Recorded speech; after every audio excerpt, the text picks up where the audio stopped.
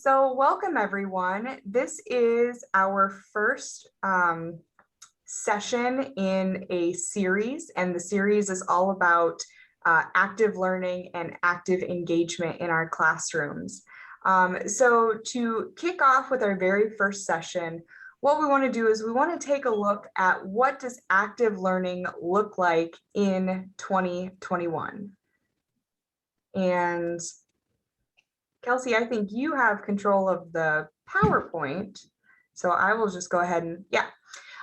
So to begin, what I'd like us to start with is just getting a basic definition of what active learning is.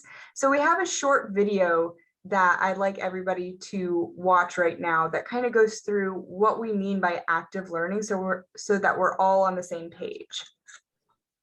And we are aware that many of you already know what active learning is, but like Allison said, just to get everyone on the same page. Co-constructing knowledge with me in some way. That could be a project, it could be around a discussion, it could be a fishbowl. When I see a classroom where students are talking more to each other than listening to the professor, that to me is active learning. Active learning involves creating and constructing artifacts, such as a drawing or a painting or a sculpture. If you're in the performing arts, active learning is a performance. I get to be creative here, and I get to develop new things and new activities, and even things with real life like paper and scissors, and having students construct and build and perform. Active learning is as much figuring out what the questions are as it is figuring out what the answers to those questions are. In fact, the questions are far more important than the answers. Choosing meaningful activities or questions is at the heart of what makes active learning effective. We need to ask them questions that offer opportunities for meaningful thinking. Active learning is the only thing I do these days. I don't lecture if I can help it. When I think back to my college experience, the only courses I remember are the very few that I had that incorporated active learning. Looking back 10 or 15 years later, I'm thinking, I wish I'd had more of that.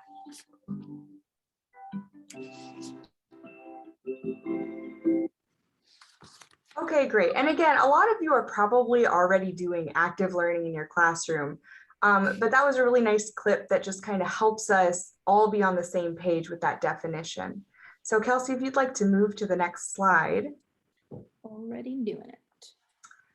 Great. So what I'd like to take a moment to do is kind of give some examples of what some active learning strategies look like, first on a large scale, and then we'll get a little bit smaller.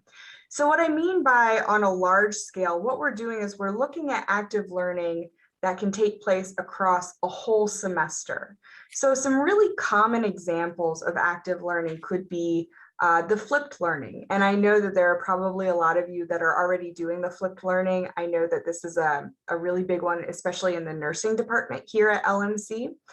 And so with flipped learning, that's where students are responsible for viewing content. So that might be watching a lecture video or reading an assignment or doing a quiz before they even come into the classroom. And that then leaves time in class to do more hands-on activities that can really engage the students to help them dig deeper.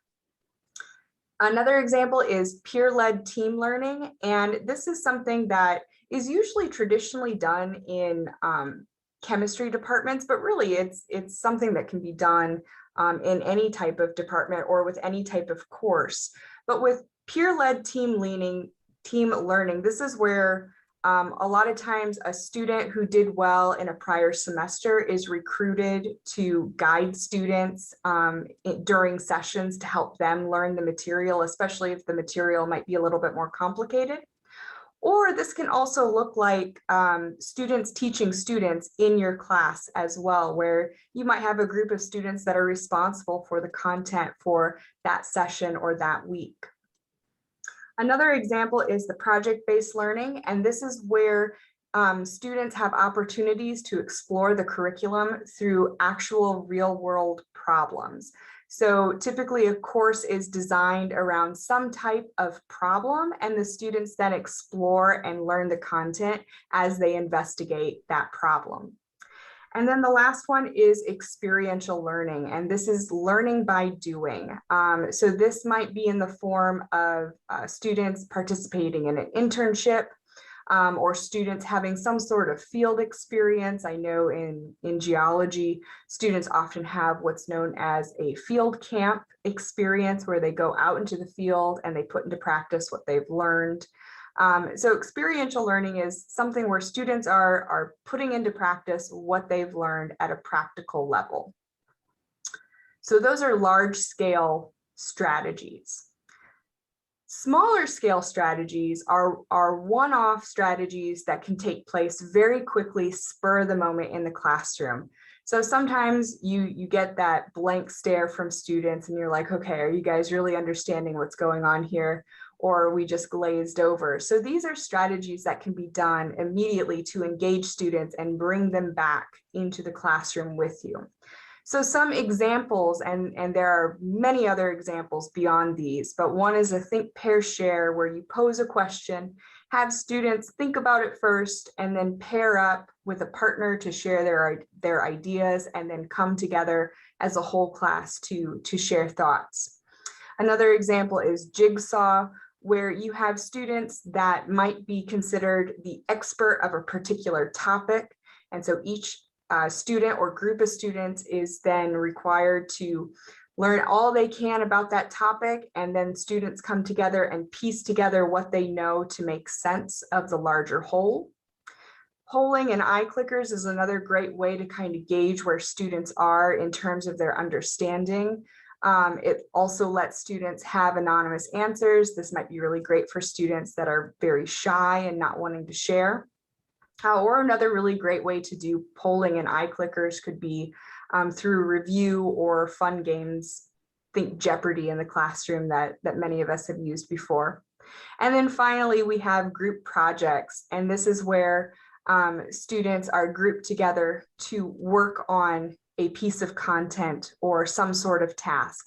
This could take a day, this could take a couple of days. Typically, there's some sort of presentation at the end of this, but this really lets students get involved and take some responsibility and ownership over the learning. All right. So I'm going to take over a little bit here. Everything we do, we like to drive by evidence-based practice and some research. And so very recently, the University of Virginia in 2020, I think depicted a pretty similar picture as to what you guys may be experiencing. They found that traditionally in Zoom sessions, they were poorly attended. And when they did attend, either by force or because it was a synchronous session, many students were hesitant to answer those questions or even participate in general. So does this sound familiar to you? I'm seeing one head shake. Yeah. Yep, Jessica. So to combat these, the faculty actually transitioned their model to be more inclusive and active learning based. They took their longer lectures that are typically, sometimes all class period, but they condensed them into pre-recorded sessions for 15 to 20 minutes.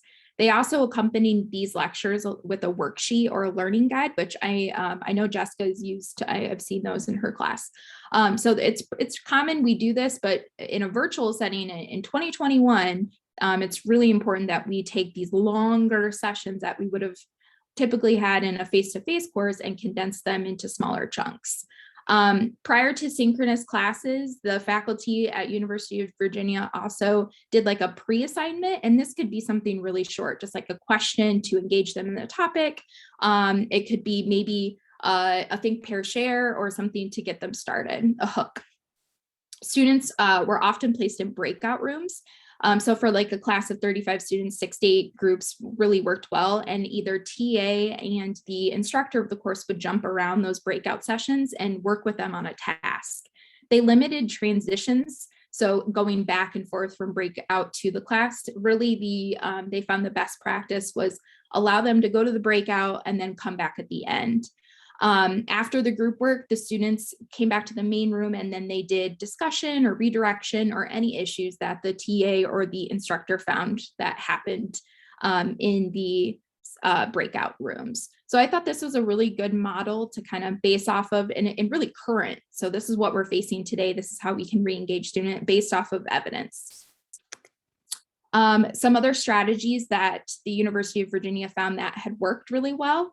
And you could do these either small group or large group. Some of them work better, but I found that the muddiest point is one of my favorites. They're taking like an aspect of the course and kind of like a 1-minute paper. They take the most confusing part of their lecture and they work it out, and they can either write it, respond it, however you best facilitate your instruction, that you can do that. Chat room, but they talk about that muddiest point and they come back to you. I could also see this being used in an exit card. That would work out great. Another one I love is flipped classroom. We already talked about this, but flipping the teacher and student method has been seen to work really well. So if my slide will change, we got one for you.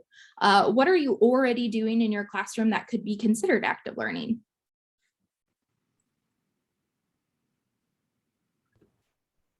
Take a minute to think. We love teacher wait time.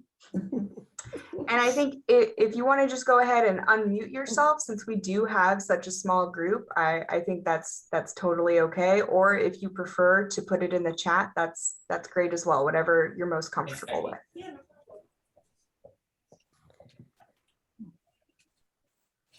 I know I do think peer share quite a bit, especially now with the flipped model I'm doing in my face-to-face class. So they're watching the lecture back in for class, and I pull up each of my recorded lectures have some learning objectives that the students have seen beforehand. So I re-pull those up and we go through those learning objectives, and they have a chance to think about those learning objectives, talk with them about each other, and then explain them back to the class.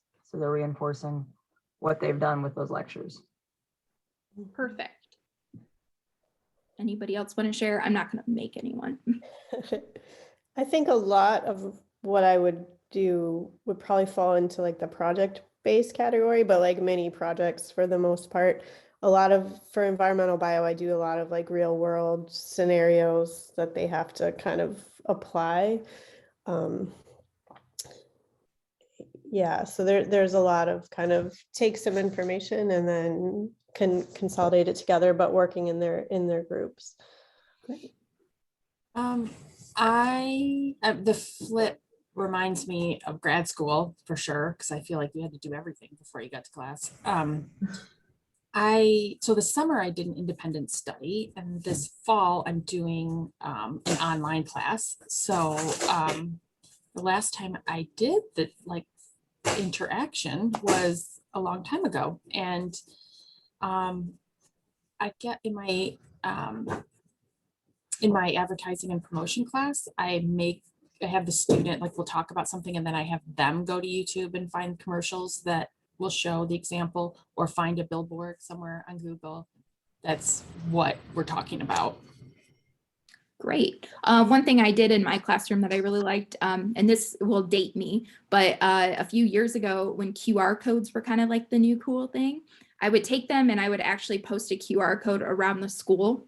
So that way it got students out of the classroom. They would scan the QR code and then do the task that was on there. And sometimes it was watch a video. Sometimes it was engage with each other. Sometimes it sent them to like a little website that tracked my analysis and my data for them, like a Mentimeter or a Prezi or something like that. But it got them out and it got them doing something. And so that was one of my favorite ways. That's a really good idea for orientation.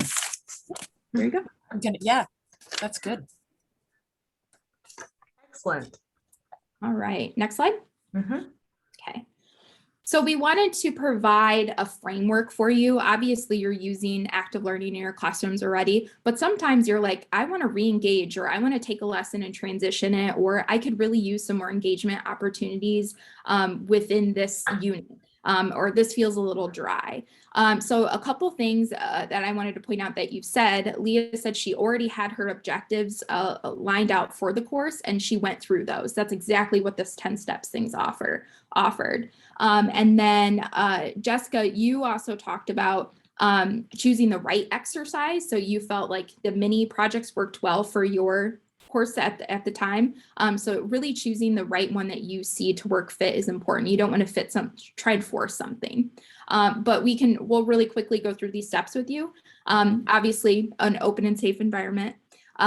Setting a goal for the activity, just like Leah pointed out, what learning outcome is this going to be serving? What are you going to look at?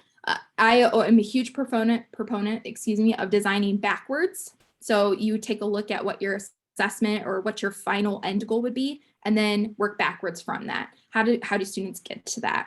That brings me to the choosing the right exercise. You're going to identify what prep you need. It is the worst feeling in the world to walk in a classroom, know that you have this activity, and then have things fall apart. Technology not working, my QR code's wrong, so, anything. So testing, prepping, so important. How does this exercise fit within the class flow of things? So what are you not only doing today, but what could you have pre-fronted the course with? What prior knowledge did the students already have? And then finally, at the end of it, how are you going to recall that? Because the best assessment is feedback. How are you going to work it into the rest of your units?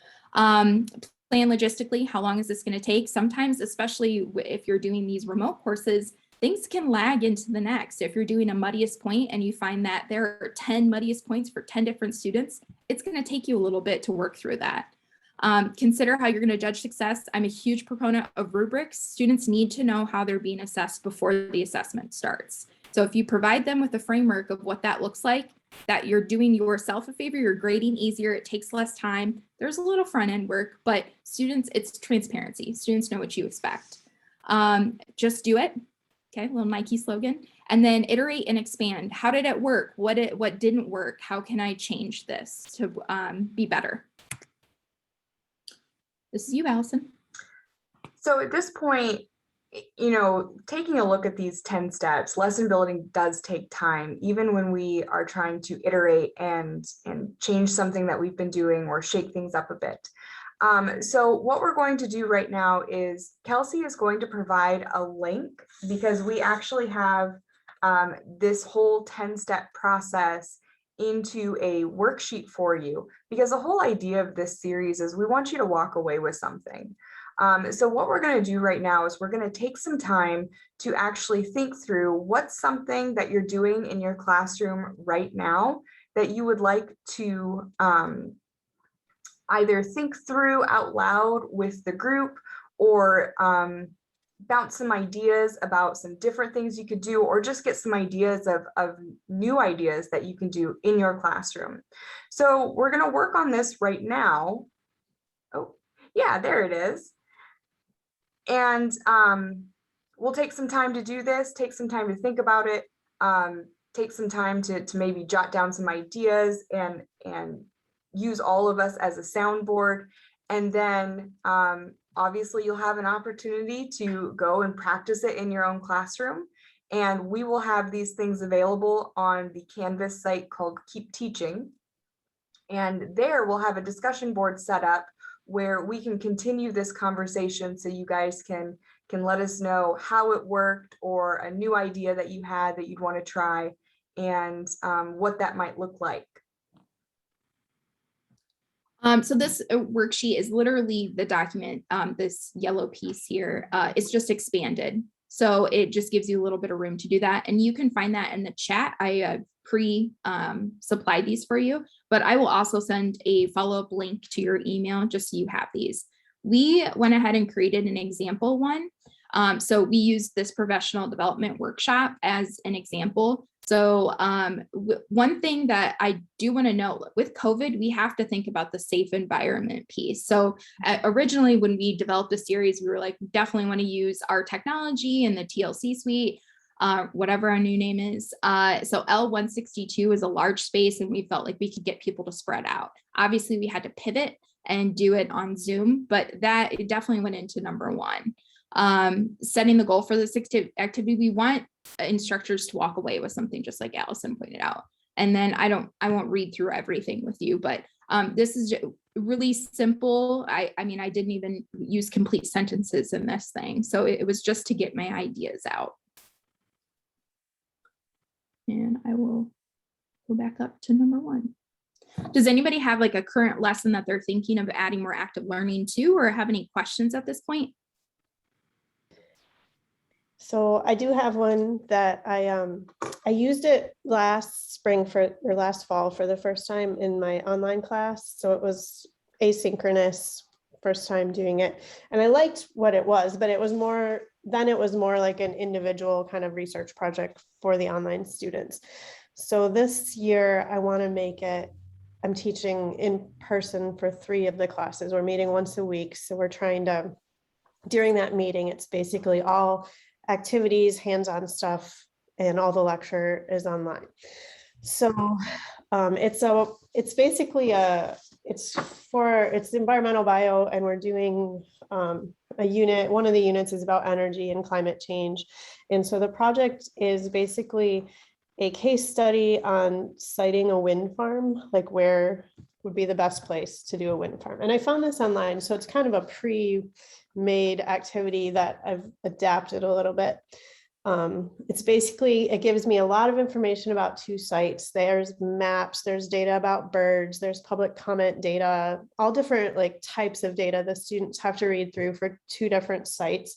And then it has a pretty cool like scorecard where they can like score the 2 sites. And it's subjective though, there's subjectiveness to it, which I think is cool. They have to like really think it through. So I really want to put this into the classroom. My concern is there's quite a bit of reading with it, kind of the intro and then the different data sections. And I'm not quite sure of the best way to do that. If I have a full class, so I have about 24 students. So I have 6 groups of 4 basically. And I don't know if a jigsaw is the best, or like having like half the class, you know, I hate right now to have them moving around I don't know how much we should have them moving around the classroom to different tables.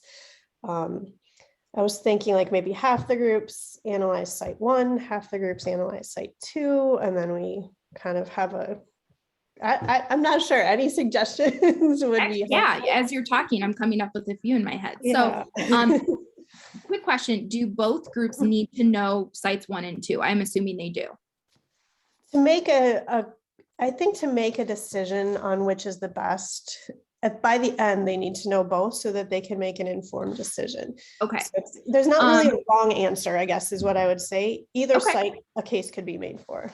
I would, when you were describing the sites, you said they have to look at data for this, for this, for this. So chunking it would be the first thing. And then I almost wonder if you could go into a double entry response where you have the data on one side of your piece of paper, and on the other side, you have commentary, and the students can be in a group, but they take the data and they go around the circle and they add things to it. So that way they're digesting, they're taking notes, they're reading the data, but they also get a product at the end of it. So I can send you an example of what that would look like.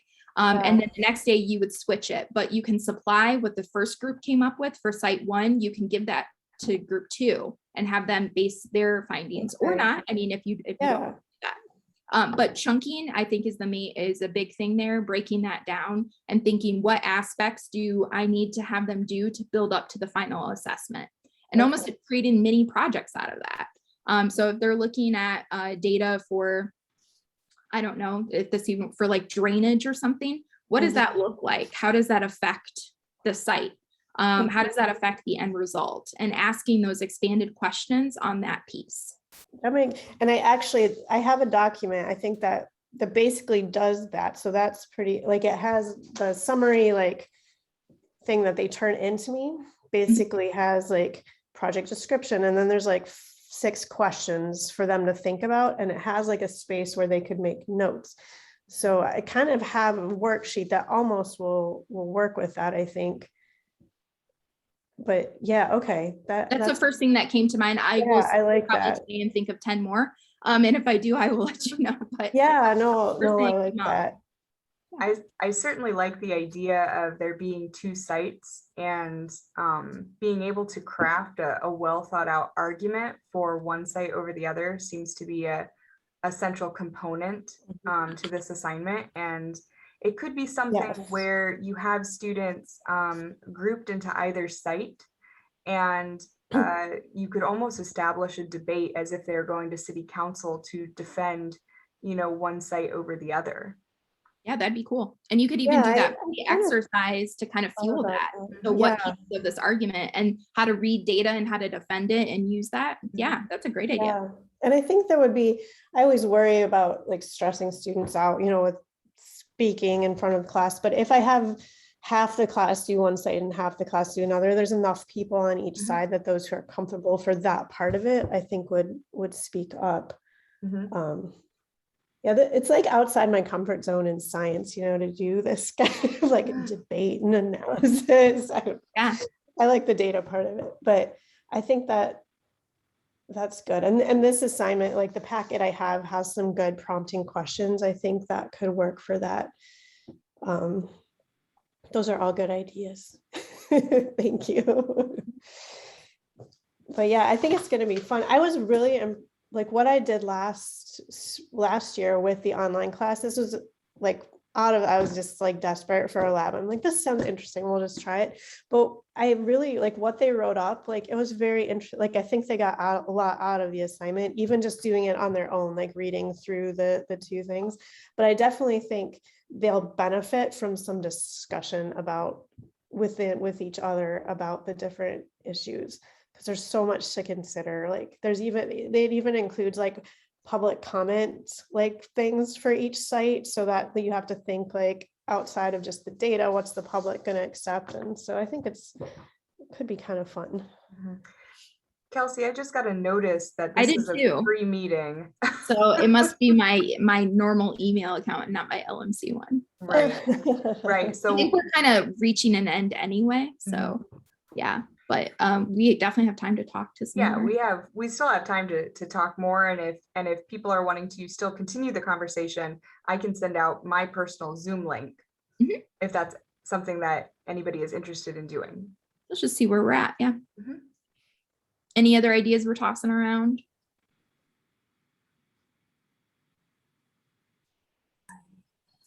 I'm thinking about, I haven't taught retailing in person, or I mean in a what's the word when they're not online. So I'm going to, and I want to do a project, or I'm trying to figure out how to get them to go into stores and get they have to get pictures of certain things, which is easy right on their phone now. So because we're learning about like traffic patterns and how people shop and things like that. So that's my very broad umbrella. And I haven't thought much about it. Like so much fun. Yeah. So this, there's a lot I could do with that, with this. Definitely. So I guess I'd have to think about it some more. And in your situation, I think your best bet would be first creating a rubric of what you want your final product to look like. Because if you work backwards from that, you'll be able to see, like, if I want them to go and find this piece, what are the pieces or what are the specifications that I need them to achieve looking at this piece? So if it's, I don't know this content very well, but let's say I'll use a coat. If it's a coat, are there buttons? Are there zippers? What fabric is it? How can that fabric help or hurt this jacket? Things like that. So you're supplying them with what you're looking for and almost checkboxing as they go to travel around. And then you would also supply them with places to go to, some different options. But then their feedback, they would bring it back to the class and then present in a different avenue or creative way. Yeah. And it could be, if it's about shopping traffic and how people shop, it could be, perhaps this store has commissioned an outside consultant to come in and assess how people's shopping patterns might be through their store and potentially to be able to make recommendations as an extension of the initial learning that you have. So I, like Kelsey recommended, I would think through like, what's the ultimate goal? And then what are some end products that you would want students to have created by the end of it to demonstrate their learning? Working backwards, Mhm. always working backwards. Leah, you turned your mic on. I turned my camera on. Yeah. Ah, So, yeah, I'm thinking I want to try to come up with some better ways to incorporate active learning in my online classes. I feel like I'm fairly comfortable in person, but online's a different animal, especially with an asynchronous class. So definitely. I have something I've done previously. I like to pull up the water quality data for City of St. Joseph, those annual water reports, and use them as a way to talk about calculating solution concentrations with students. So trying to come up with a way to maybe introduce that for my online students. I'm thinking I could see some opportunities to give them a compound on that list, have them research what that compound is and why we would care about what its concentration is in the drinking water. And then have them work through some calculations to help them maybe get a better visualization of what that actual amount is, because, you know, usually they're very low concentrations that we're talking about. So having them kind of conceptualize what that might be. And this is just kind of forming in my head as we're talking about these things, how to create maybe like a trail for them to follow as they go through these steps and try to learn more about their compounds and why they're caring about them and what we're analyzing and what it means to them. When you were describing this, using like a local tangible thing, the first thing that I thought of was a guest speaker. Apparently, according to recent data, guest speakers engage students like more than the instructor does. They're interested in like, oh, who's this person? Why are they here? So if at the end of it, or even at the beginning, you could have somebody from the treatment center like talk and, you know, this means, what they're looking at, and why should we care? That might be an interesting way to pull from the community. I like the idea of having students also have to look up a compound, and I could see how something like that might be easily done in like small group settings, and then these groups of students report out their findings on a larger group discussion board in an asynchronous class. And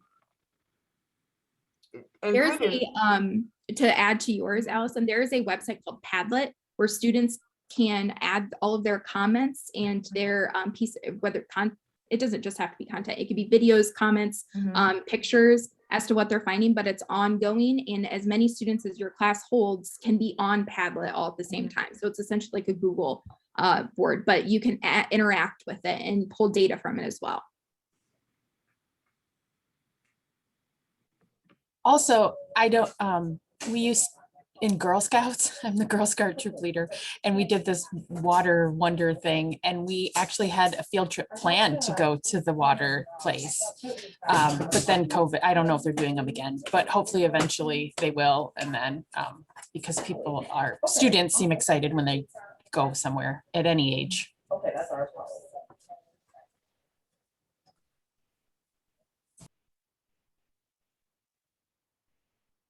I keep seeing the big caution sign that our time is dwindling. yeah, there's a countdown.